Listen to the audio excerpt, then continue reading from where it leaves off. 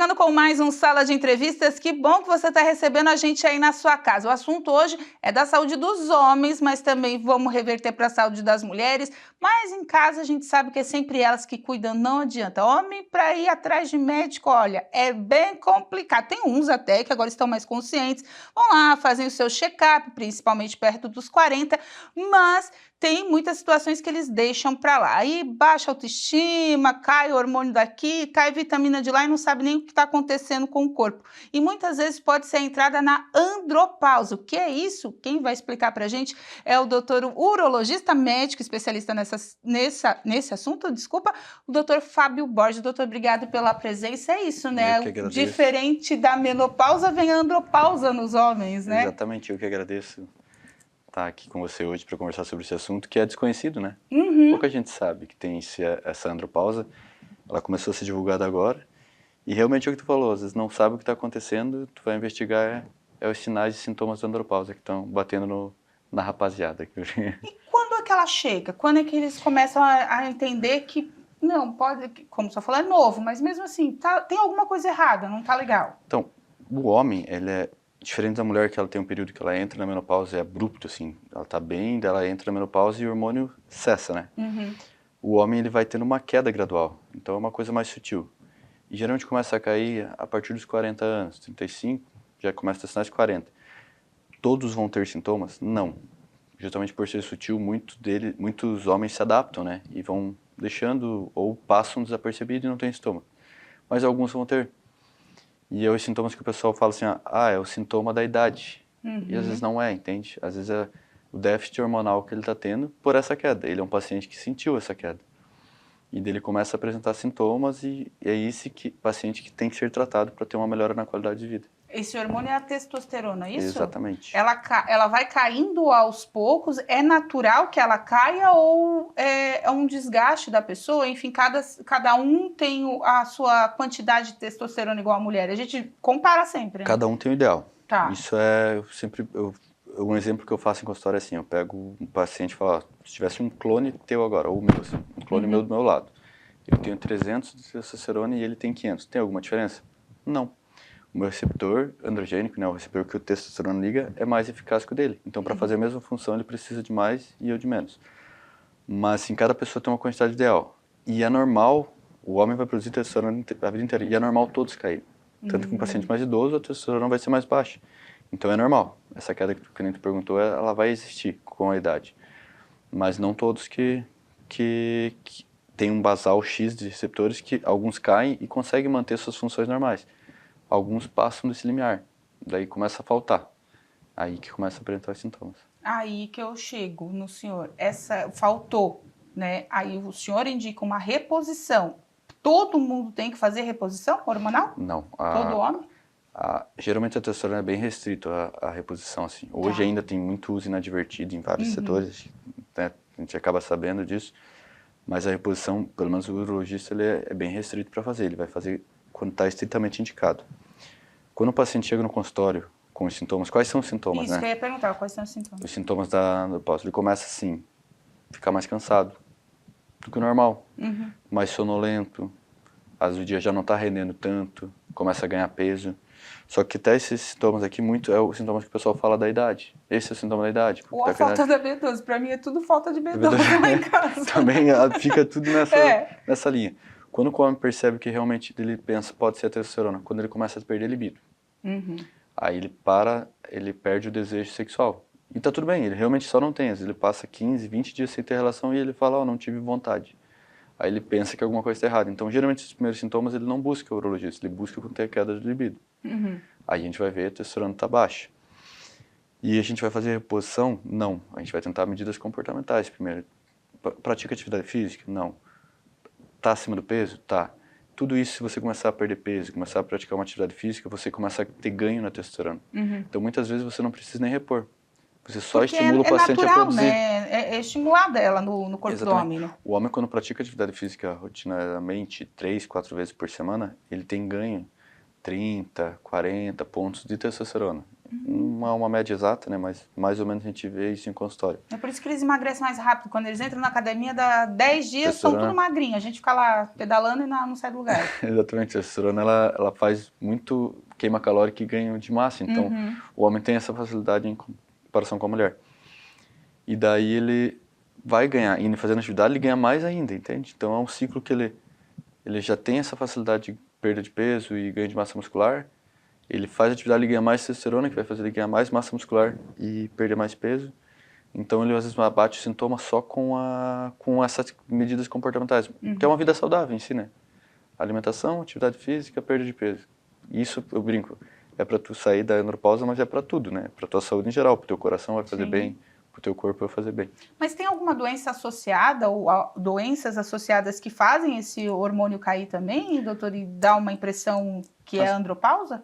Então, tem, por exemplo, atrofias testiculares. Às vezes o paciente pode levar uma falência testicular, mas esses são casos mais raros, assim, são casos específicos por alguma doença vascular, tumor de testículo ou outras doenças em si. Que leva à queda da testosterona sozinho, não. Geralmente é a parte metabólica mesmo e a própria idade. A idade é o fator predominante, sabe? O senhor tocou num assunto quando eu já entrei no negócio da reposição por causa disso. Tem muito jovem repondo ou fazendo uso errado essa quantidade enorme que tem aí de coisas para fazer massa muscular, enfim, aí, bastante. Né? Esses suplementos, desculpa, fugiu a palavra, que dizem que tem testosterona, uns não tem, outros são fake, enfim. Mas tem muito jovem fazendo uso de substância erroneamente, que está chegando no consultório com 30, 36 anos, que está apresentando sintomas de andropausa que não deveriam estar apresentando, doutor? Tem bastante. E hoje, sim, se for colocar na ponta do lápis, os pacientes que fazem uso de testosterona por prescrição, porque realmente precisa, e tu pegar a quantidade de uso irregular de testosterona, o uso irregular é superior. Porque muita gente usa para fim estético, sabe? E isso é ruim. Porque bem o que você falou, quem que usa geralmente a testosterona para fim estético? É o paciente jovem. É o paciente de 20 e poucos anos. Tem uma coisa que o pessoal não conta, quando eles falam assim, na academia, essas coisas assim, que daí tem um eixo que bloqueia a produção de testosterona do corpo, né? Mas ninguém conta... tem um limite? É que quando tem um eixo que estimula a testosterona, a gente faz um feedback. Se faz um tanto de testosterona, né? O cérebro vai e interpreta, essa quantidade está ideal para mim. E ele fica estimulando sempre balanceado. Se tu produz um pouco mais, ele bloqueia o estímulo. E quando você coloca de fora, ele entende, nossa, eu estou produzindo demais. Ele bloqueia totalmente o estímulo. Então, quando você tirar a testosterona que você injeta, você não tem testosterona. E é esse paciente que chega com sintoma de andropausa, porque ele está com o eixo bloqueado. Só que a principal consequência dessa reposição é a infertilidade. E é esses pacientes que eu estou pegando bastante. Eu estou com uns 5 que são os mais graves agora, que tem 0 espermatozoide, porque usaram inadequado, usaram por indicação de academia, e agora estão com 30, 32 anos, estão tentando ter filho e não tem espermatozoide para fazer a gestação. E reverte? Tem uma tentativa, mas o mais difícil de reverter é a fertilidade. O bloqueio do eixo a gente consegue, às vezes, contornar e recuperar. E o que é o bloqueio do eixo, só para a gente tentar entender? É esse da produção de hormônio. Às vezes, quando ele parou de injetar, ele não tem testosterona, o testículo ele também não produz. Então ele fica um tempo sem nada, assim. Ele fica com menos de 50 de testosterona, que a gente considera como se fosse uma castração mesmo. Aí ele engorda, ele fica sonolento. São os sintomas, exatamente. Esses são os sintomas da andropausa.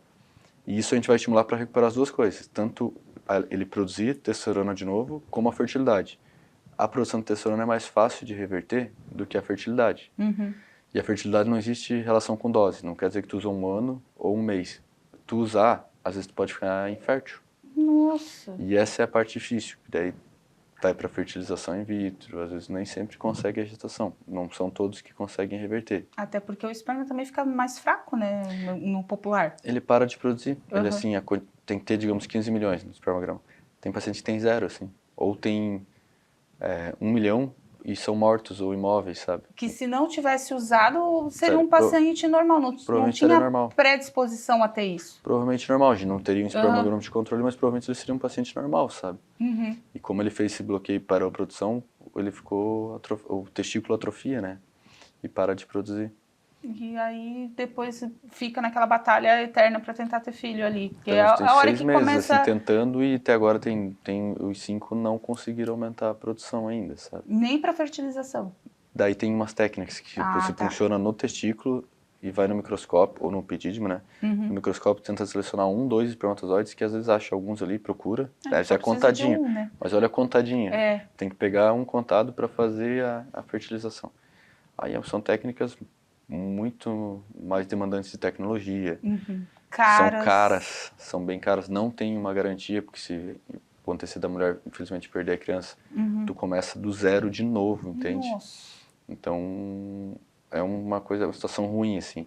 E isso é uma coisa que não é muito divulgado, sabe? Então, gurizada aí que vai atrás da onda dos outros, a consequência depois, é que eles não pensam na consequência, não, né, doutor? E eles acabam nem sabendo. Eles falam do eixo, recupera, mas a fertilidade ninguém nunca sabe. Quando eu falo, eles falam, não sabia que altera. Eu falo, é a coisa mais difícil que altera, assim. Porque tem algumas medicações, alguns tratamentos que, pela linguagem popular, já se sabe que pode causar fertilidade. Então, as pessoas já se mantêm um pouquinho mais longe, porque pela consciência popular, que foi se popularizando.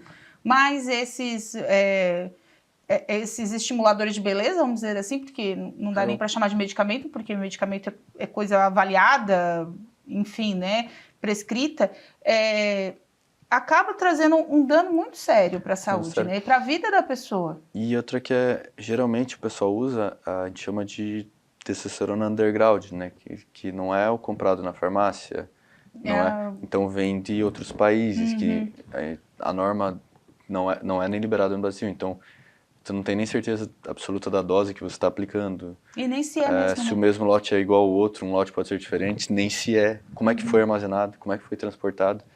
Então tem um monte de coisa que pode dar errado nesse caminho, né? Porque...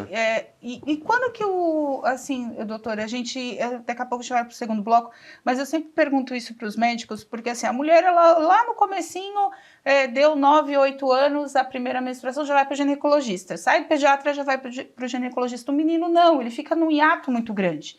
Aí tem uns que falam, vai no uro uma vez a cada 5 anos. Vai pro geriatra, o menino fica nesse ato. Quando é que ele começa a ir no urologista para acompanhar essas questões hormonais, enfim? Tu falasse exatamente o que eu falo, assim, que a mulher realmente, quando ela entra na puberdade, começa a relação, ela fica com o ginecologista todo ano. Sim. E o menino, quando sai do pediatra, largam ele pra vida, e ele só vai, numa UPA quando tá com dor, num pronto-socorro quando tá com dor, alguma coisa, uma infecção. E daí quando chega, geralmente 40, 50 anos a recomendação, chega e fala, tu tem que começar a consultar. Ele não quer.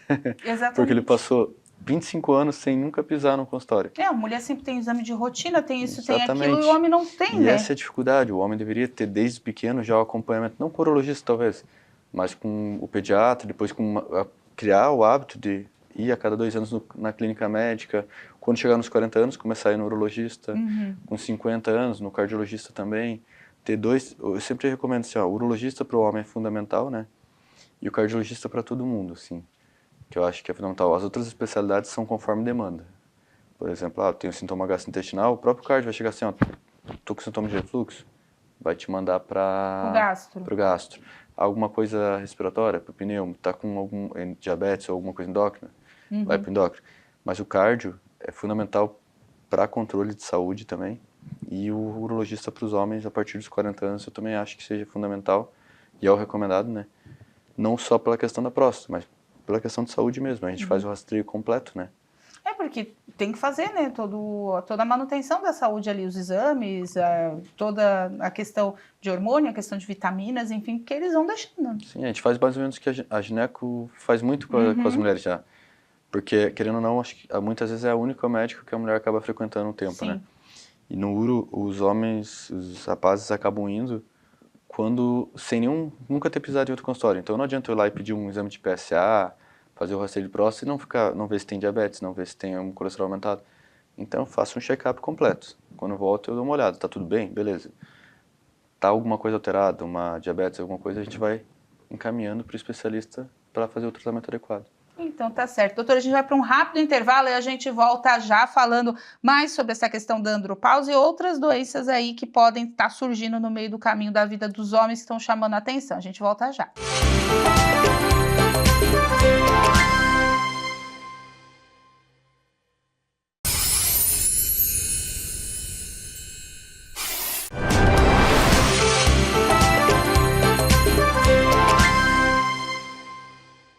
volta com o nosso Sala de Entrevistas, hoje recebendo o urologista Fábio Borges, que está falando sobre a andropausa. Falamos bastante no primeiro bloco para você entender o que é isso na vida dos homens e a questão também dos hormônios, da testosterona que o povo fica aí vendendo à torta direita, não deve usar, gente, a consequência é muito grande lá na frente.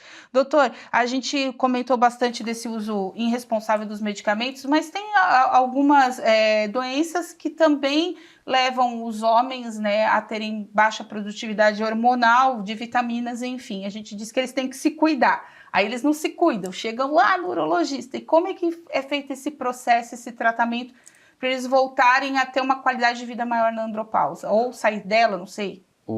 Sair não sai porque é uma situação progressiva, tá, né?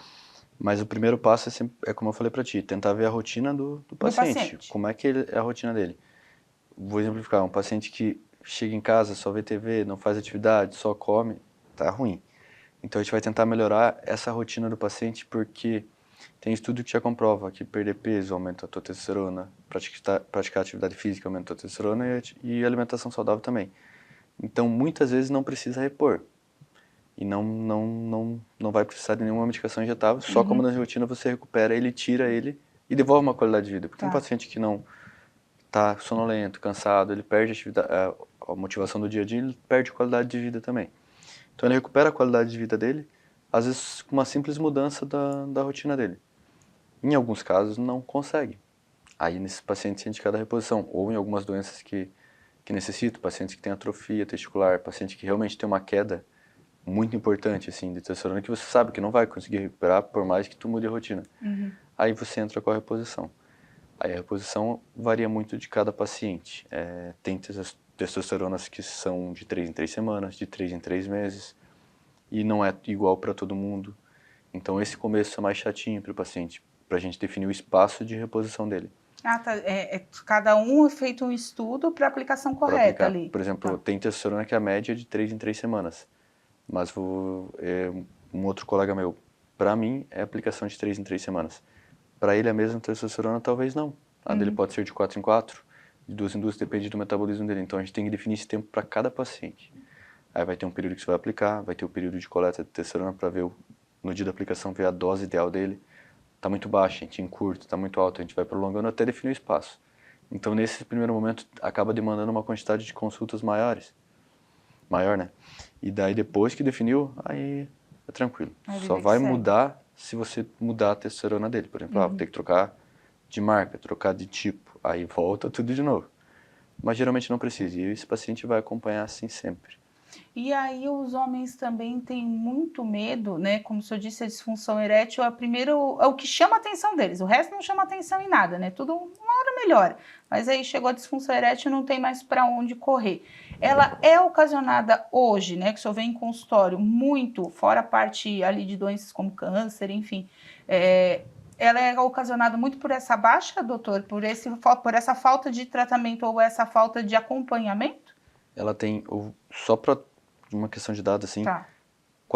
a partir de 40 anos, 52% dos homens têm alguma dificuldade, algum grau de disfunção erétil, assim. Não quer dizer que, mas alguma falha, em algum momento vai ter.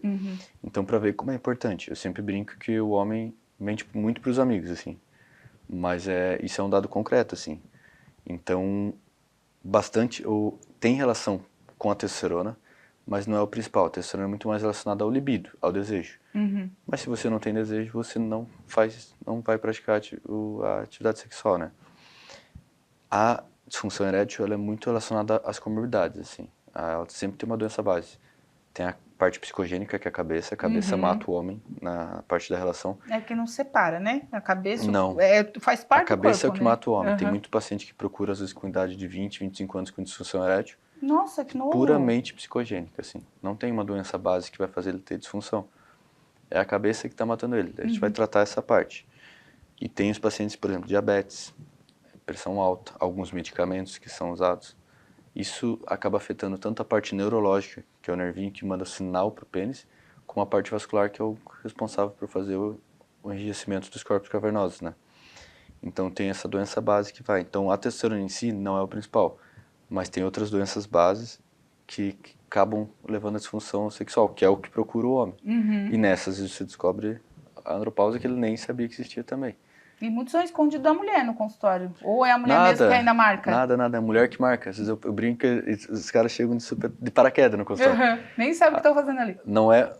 Principalmente no Novembro Azul é disparado, mas não foi uma vez e não vai ser a última assim que chegou o paciente, o marido acordou e falou: hoje tu não vai trabalhar, já falei com o teu patrão, tu tá com consulta marcada. Aí eles caem de paraquedas no consultório, porque senão eles não vão. A mulherada que salva os homens. Se não são elas, os rapazes estavam tudo perdidos. Doutor, campanhas como o Novembro Azul, o senhor acha que deram um impulsionamento aí nessa saúde do homem para eles se cuidarem mais? Aí a gente entra na questão da próstata, né? Mas as cidades, os municípios, eles vão trabalhando para conscientizar nessa questão da saúde em si, né? Para fazer um check-up naquele Novembro Azul, enfim, e cuidar da próstata. Eu só acho que é uma campanha que deu certo? Eu penso de uma forma assim, não deveria ser só o novembro, né? O cuidado tem que ser o ano inteiro. Mas eu vejo como uma coisa positiva porque, pelo menos para lembrar, o homem tem que fazer. E nessa época fica mais tão visível que começa a chover tanta informação, isso ajuda a mudar a cabeça do pessoal, assim. Tanto que hoje tem uma diferença. Eu brinco assim do homem que é a mulher que vai, mas tem muito homem que vai por conta e tem uma rotina de fazer o cuidado e muito dessa conscientização. O ideal é que fosse o ano inteiro. Sim. Mas assim como tudo, né? Só que, querendo ou não, o Novembro Azul tem esse impacto positivo justamente por isso. Porque às vezes, a maioria das pessoas vê assim, passou 2 anos e não fez um check-up. Porque realmente passou e não percebeu. O ano da gente é tão corrido. Se tu olhar esse ano, a gente está beirando agosto e passou um piscar de olhos. Então isso acontece de esquecer de fazer check-up e o novembro acaba te lembrando. Então eu vejo como algo positivo. Podia ser melhor, podia ser outra situação, mas eu vejo como algo positivo nesse aspecto, assim. Mas eu imagino que o consultório deu uma mexidinha ali em novembro. Novembro é puxado. É puxado? É puxado, é todos os dias do mês, assim, trabalhado. Porque eles mesmo, se não é elas, né, eles mesmos acendem um alerta. E eu acho que essa conscientização de horários alternativos que os municípios acabam dando, né, que a gente vê, fica com a unidade de saúde atendendo até às 8 da noite, até às 9, abre no sábado. Isso também incentiva com que eles vá, né? Porque o pessoal ainda coloca o trabalho como forma de prioridade, não tem como, né? É que o homem tem aquela imagem do provedor, né? Sempre vai existir isso. Que ele tem 2 imagens que o homem tem, o provedor e o super-homem, né? Que a gente fala.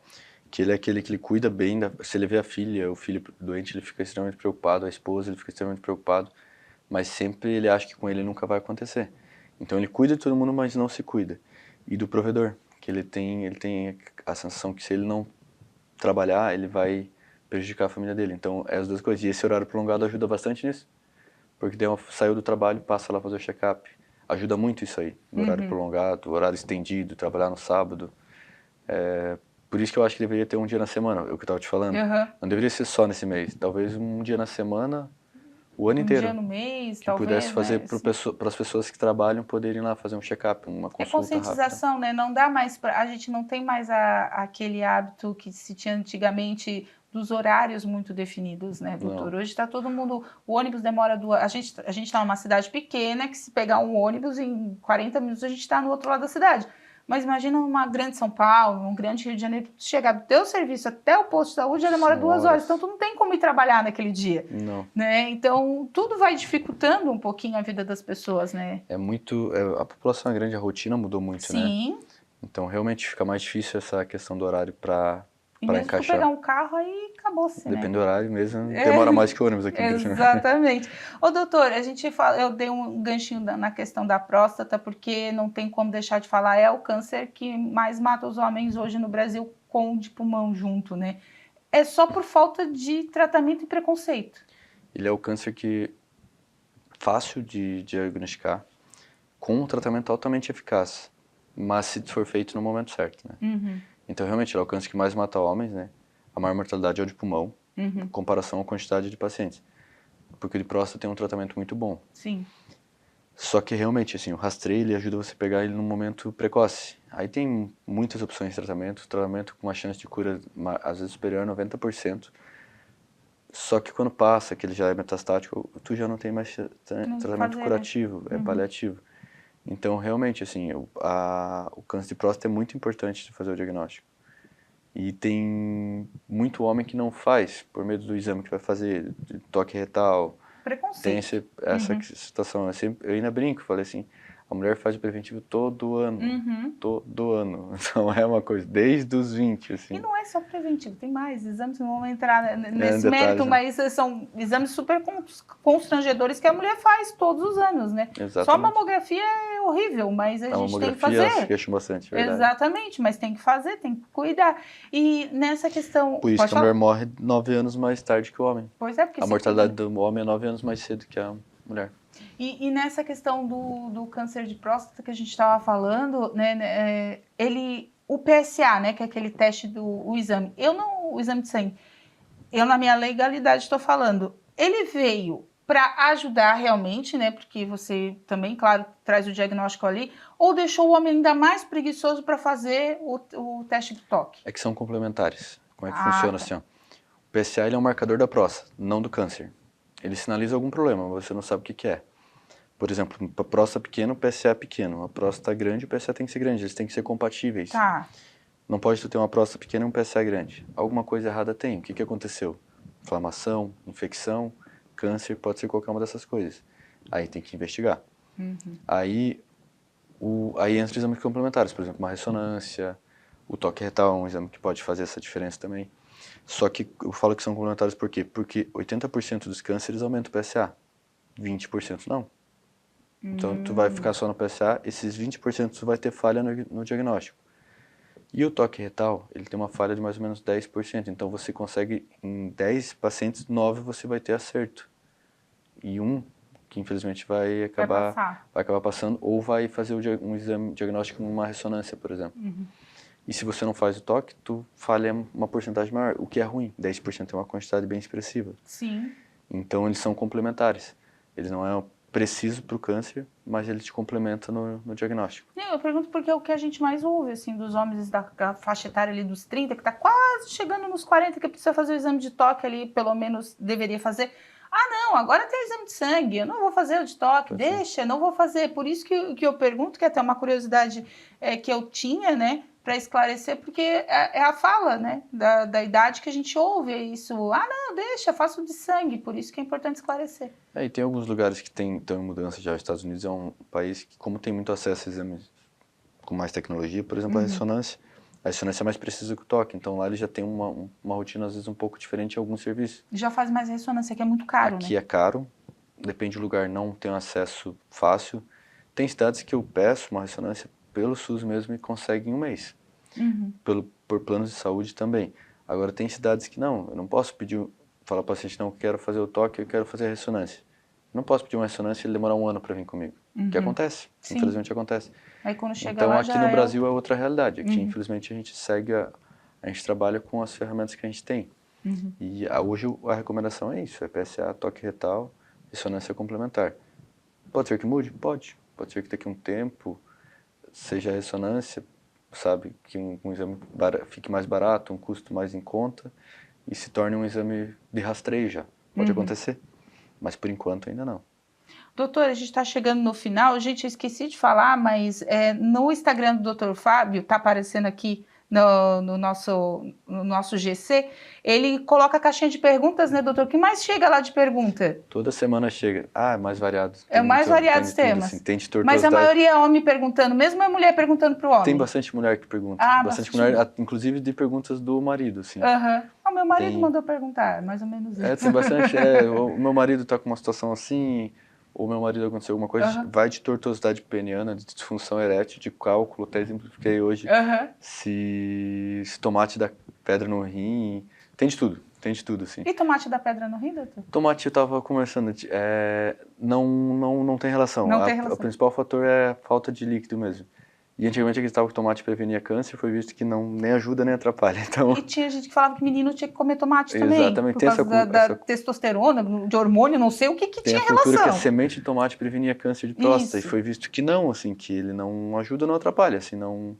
Foi feito observacional, assim, isso no guideline europeu que tem estudo. Não dá responsabilidade pro tomate que ele não tem, né? Botaram a culpa no tomate. O negócio é fazer exercício físico, ter qualidade de vida e procurar o médico fazer seus exames. Rastreios. Isso aí, perfeito. Então tá certo, doutor, mais uma vez obrigado, foi bem esclarecedora a entrevista e a gente volta para outros papos, porque tem muita coisa para esclarecer nesse mundo dos homens aí. Obrigada, tá? Eu que agradeço. Tá? Gente, esse foi mais um Sala de Entrevistas. Como eu disse, o Instagram do doutor passou aqui no nosso GC para você acompanhar, para você ir lá fazer mais perguntas também para ele sempre está disposto a responder, bem legal. E no nosso Instagram também tem outras notícias e novidades para você, e no nosso canal do YouTube vai ficar essa entrevista todinha disponível para você compartilhar e dividir boa informação com as pessoas e incentivar esses homens a se cuidarem. Até o próximo Sala. Tchau!